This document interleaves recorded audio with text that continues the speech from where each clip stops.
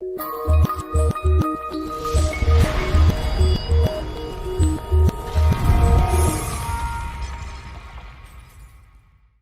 está creando eso que se llama nuevo orden mundial, aunque fuera de las teorías conspirativas es muy sencillo definirlo. El nuevo orden mundial no es otra cosa que la implantación de un poder supranacional, basándose precisamente en esas organizaciones supranacionales que están creadas desde el fin de la Segunda Guerra Mundial, en concreto a raíz de los pactos de Bretton Woods, año 44. Tenemos la Unión Europea, el Fondo Monetario Internacional, Banco Mundial, la ONU misma y todas sus subdivisiones. Y lo que está claro que busca es implantar una nueva humanidad, un único mundo, con un único gobierno, con una única religión, un único sistema económico. Pero para eso tenemos que eliminar el ser humano anterior. Por eso esos pilares que son los fundamentales, relativismo moral, laicismo, ideología de género, entre otros tantos, podemos añadir aborto, ahora viene la eutanasia, con el objetivo de desprogramar al ser humano que existía antes, implantar un nuevo código de valores y poder empezar a implantar el transhumanismo, que es al que vamos. Vamos en lo que llaman también la cuarta revolución industrial, que es la implantación de un sistema robótico basado en inteligencia artificial que controle todo aquello que antes era de alguna manera esporádico en el ser humano.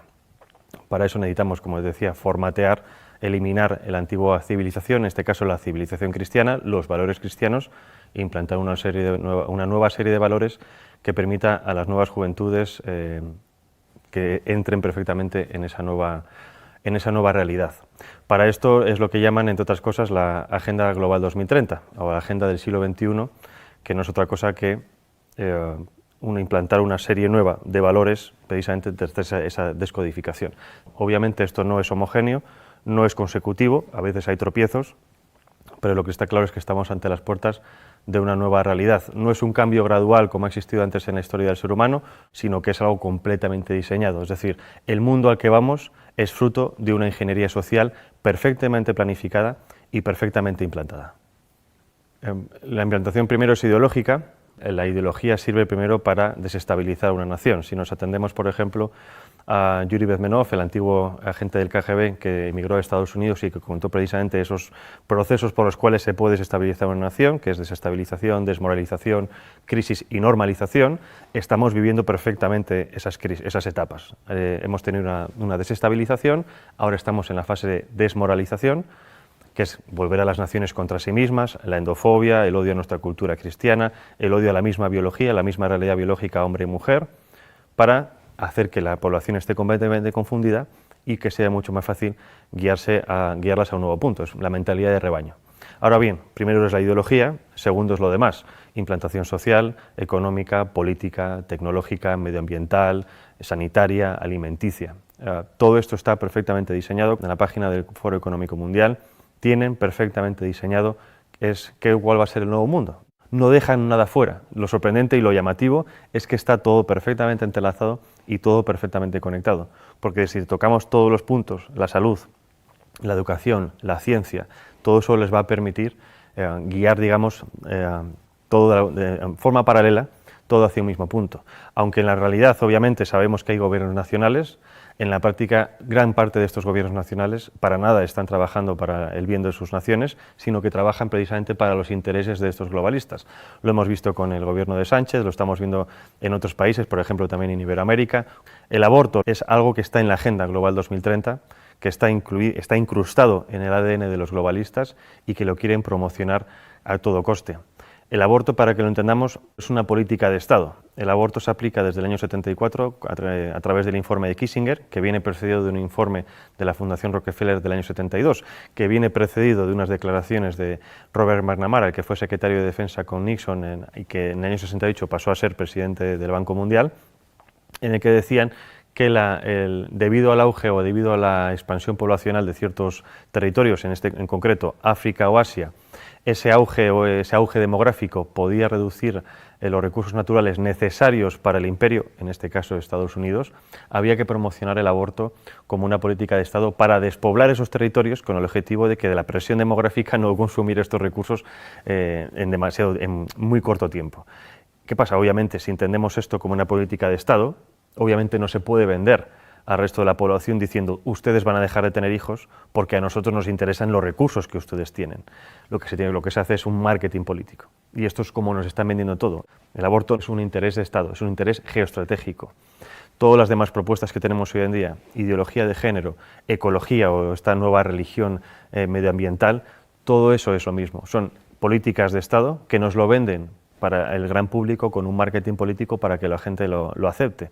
Porque, por ejemplo, si entendemos ahora las políticas medioambientales como, digamos, obviamente necesarias para todos los gobiernos, dentro de esas políticas medioambientales está la reducción de la población. Nos lo venden como un bien necesario, es decir, si seguimos creciendo vamos a destruir el planeta, por lo tanto dejen ustedes de tener hijos, porque si no este ritmo es inaguantable. Nos venden la ideología verde como algo necesario, pero que dentro de esa ideología verde contiene todas estas políticas de Estado que nos lo quieren vender para, obviamente, controlar la población. Reducir la población, la eutanasia para destruirla, desestabilizar las naciones, confundir a la población en la educación, en fin. Hay que empezar a pensar que las políticas que tenemos hoy en día no son lo que parecen, sino que son el resultado de un proyecto, de una implantación a nivel global, con el objetivo precisamente de desestabilizarnos para poder tener el control completo sobre nosotros. No hay nada más fácil que dominar que una población enfrentada entre sí. Por eso es tan importante entender cómo funciona la aplicación de las políticas, cómo funcionan las élites supranacionales, para poder entender qué tipo de política se nos está aplicando a nivel nacional y local. El enemigo a abatir por esta élite supranacional o globalista no es otra cosa que el ser humano. Es decir, hay un desprecio absoluto por parte de las élites por el ser humano corriente, no solo en las élites supranacionales, también las tenemos en las élites nacionales. Y obviamente para destruir a esa parte de la población, no en el sentido físico, sino en el sentido psicológico, hay que atacar obviamente sus creencias, sus bases morales, y en este caso primero es destruir las naciones y obviamente la religión. Hay un objetivo que es crear una religión única. Es decir, las religiones tradicionales son un escollo para ese nuevo orden mundial, para la consecución de ese poder político. Si eliminamos la religión, estamos eliminando obviamente una vía de escape muy humana que de alguna manera evita que llegues al control mental de las personas. Podremos controlarlas físicamente, pero la religión permite que esas personas se puedan evadir a otro plano y obviamente también contienen unos códigos ético-morales muy firmes que están completamente enfrentados ante los códigos morales que nos quieren implantar. En este caso, la religión católica o la Iglesia católica es el enemigo a batir desde hace siglos. Ya no solo hablo de la masonería, sino de muchísimas personas. Es decir, es necesario hacer caer esa civilización cristiana para poder implantar una nueva civilización. Y esto no lo estoy diciendo yo, lo ha dicho, por ejemplo, incluso Hillary Clinton en unas declaraciones antes de las elecciones de 2016, en las que decía que las religiones eran un escollo, que había como por cualquier vía había que acabar con ellas e implantar una nueva religión. Ya seamos si podemos pensar en una religión de Estado, en unas nuevas religiones New Age, en fin, todo este tipo de prácticas pseudo-religiosas que nos están implantando con el objetivo de que realmente no estemos pensando en lo importante. El objetivo en general cuando hablo de la humanidad es el control absoluto de la población, pero no solo hablo de control digamos policial, sino control de lo que se consume, de lo que se piensa, de lo que se educa, de lo que se ve. Más o menos yo creo que todo el mundo tiene en la cabeza esta realidad porque es un poco lo que estamos viendo. Nos censuran las redes sociales, nos censuran medios de comunicación, censuran incluso en los mismos colegios y esto no es otra cosa que poner barreras. Entonces necesitan acabar con todo eso para poder tener el control. Obviamente cuando hablo de Soros como uno de los principales promotores de este nuevo orden mundial, lo dejo muy claro, uno de los principales, o digamos una de las caras visibles.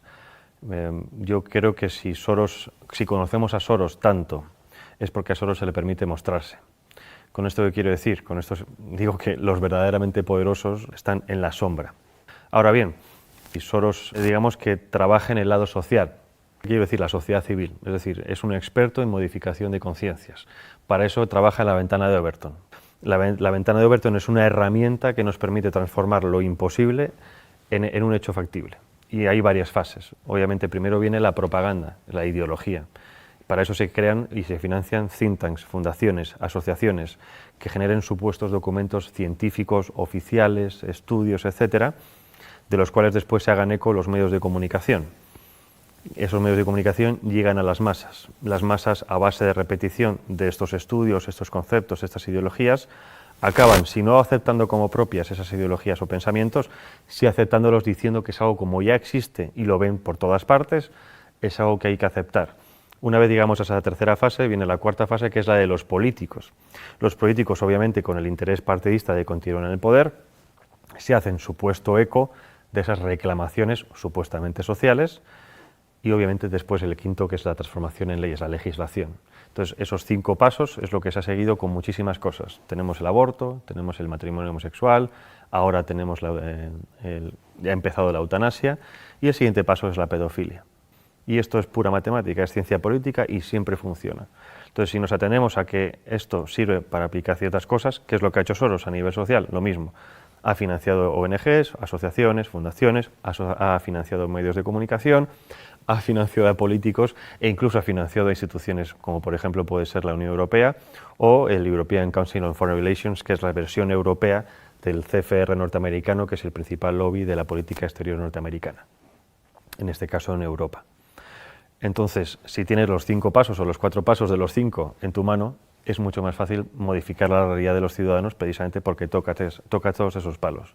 Si nos vamos a instituciones supranacionales, ¿cuál es el papel de la ONU, de la UE? Es muy parecido. Bueno, el Banco Mundial obviamente es la gestión económica mundial, lo mismo parecido del Fondo Monetario Internacional a la hora de préstamos.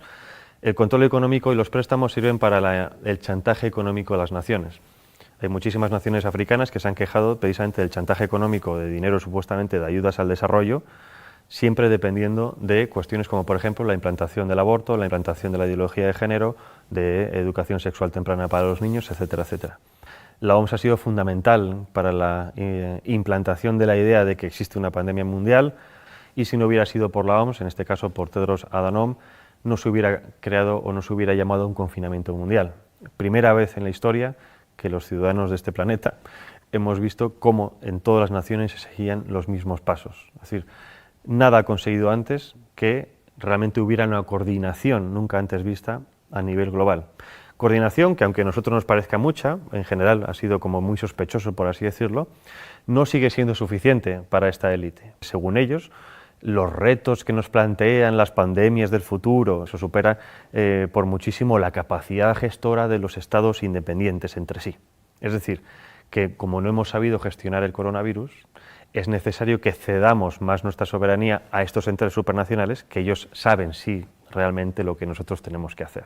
Llevarnos a ese buen camino, a guiarnos como si fueran un dios, porque nosotros como ciudadanos comunes somos demasiado estúpidos para valernos por nosotros mismos. Las redes sociales han sido siempre una herramienta fundamental en el tema de la comunicación, pero como todo avance tecnológico tiene siempre su cara y su cruz. Como todo avance tecnológico nos lo venden que es bueno para poder hablar con nuestros familiares, que están en contacto con gente de todo el mundo, pero el problema, el contrapeso es el control absoluto, ¿no? Ya no solo el control de lo que hacemos, sino incluso de nuestros pensamientos, porque muchas veces decimos cosas en redes sociales que quizá fuera de un ámbito demasiado privado, ¿no? Y eso es precisamente a donde van ahora con el tema de la censura. Han visto que en los últimos años ha habido también una pequeña revolución en redes sociales, dado que cada vez hay más perfiles conservadores, antiglobalistas, más perfiles de gente contraria a los designios de este nuevo orden mundial, ¿no? Y si estuviéramos realmente en un mundo libre, democrático, y esto lo digo para que la gente se dé cuenta de que no vivimos en un mundo libre, democrático, la libre circulación de ideas y de debates debería ser una de las principales características de todo sistema. Y estamos justo en lo contrario.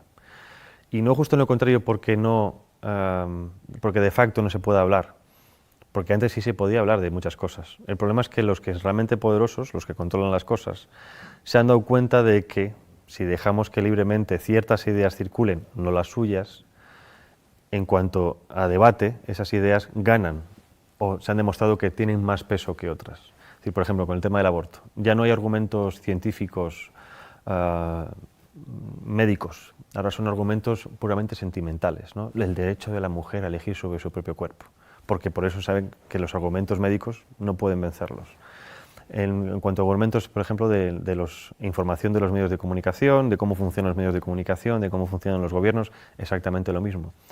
Se censura completamente aquel que intenta hacer una crítica constructiva o negativa de lo que sea, pero hacer una crítica para avisar de qué está ocurriendo. Bueno, en mi caso, por ejemplo, hablando de Soros y demás, algunas veces me han censurado, y está claro que lo que se trata es de que no exista algo, no exista un relato.